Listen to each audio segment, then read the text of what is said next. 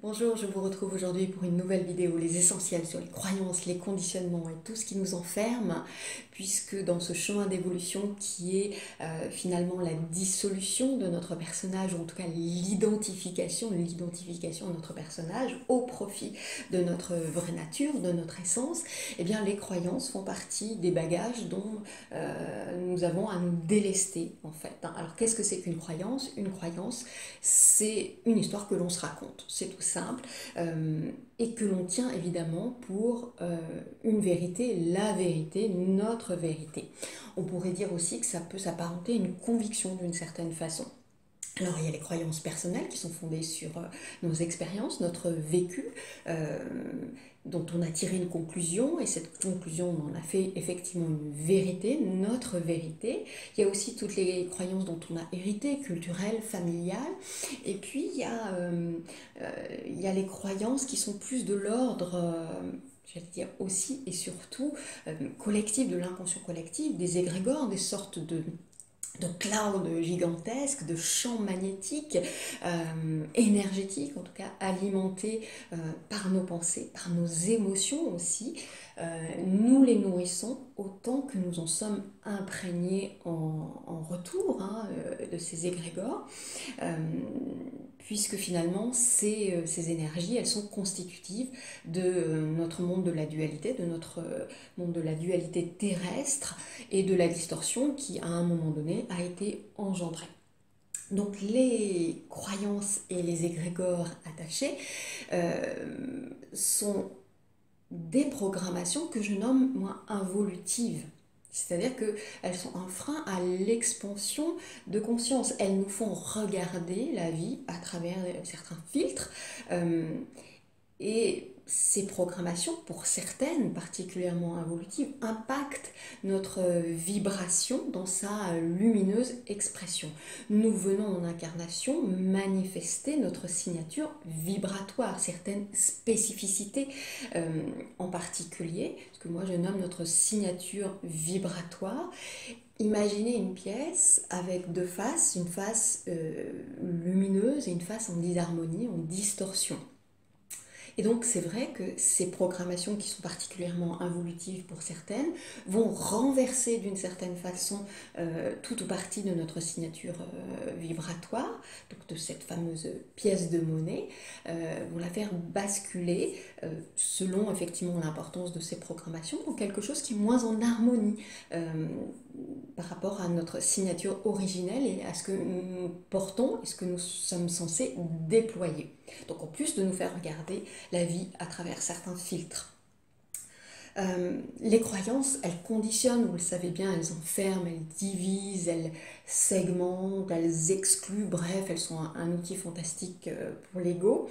C'est une béquille tant que on n'a pas son autonomie au sens de retrouver sa souveraineté, c'est-à-dire être responsable, être mature, hors de portée de toute forme d'influence. Hein, si tant est que ce soit possible d'être hors de portée, hors d'atteinte de toute forme d'influence, sauf à vivre et encore sur une île déserte, mais en tout cas, voilà, d'avoir cette capacité à s'affranchir, à se libérer. Je veux juste te dire que les croyances, c'est différent des valeurs, parce que parfois les personnes que j'accompagne ont cette tendance à la confusion.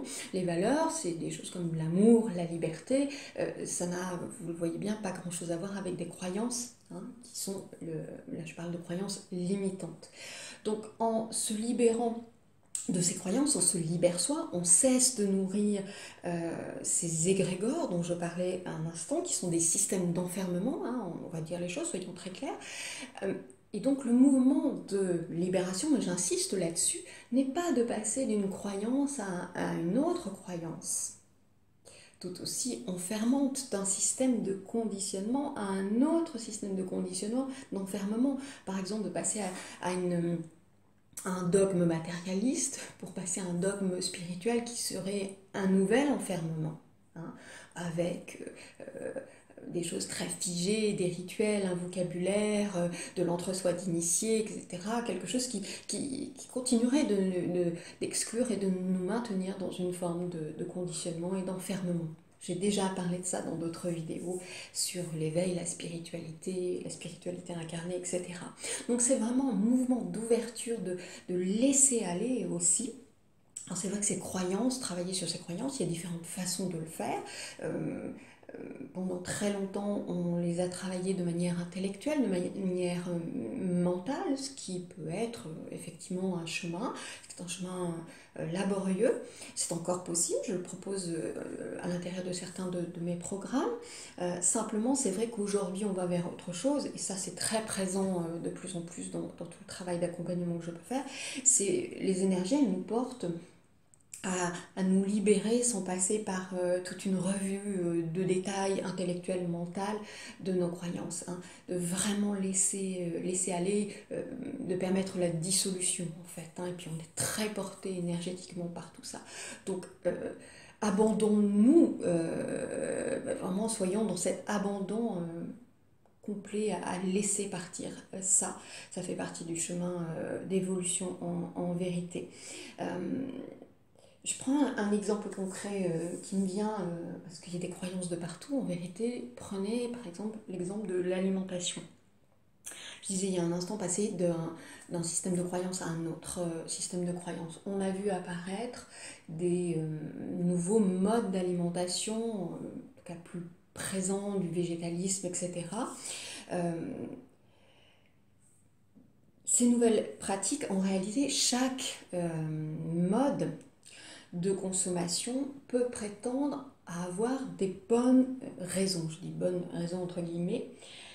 Et c'est vrai qu'on peut se demander, on voit bien, c'est vraiment un univers dans lequel c'est extrêmement, parfois en crispation, et où les discussions peuvent être assez vives, je l'ai constaté. Qu'est-ce qui est juste alors?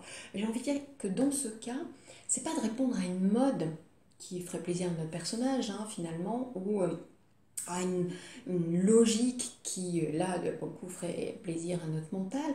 C'est vraiment de se relier à notre corps et d'être extrêmement flexible. J'ai parlé de ce qui m'est arrivé avec, à un moment donné du parcours, devenir végétarienne pour ensuite devenir flexitarien. Bon, bref.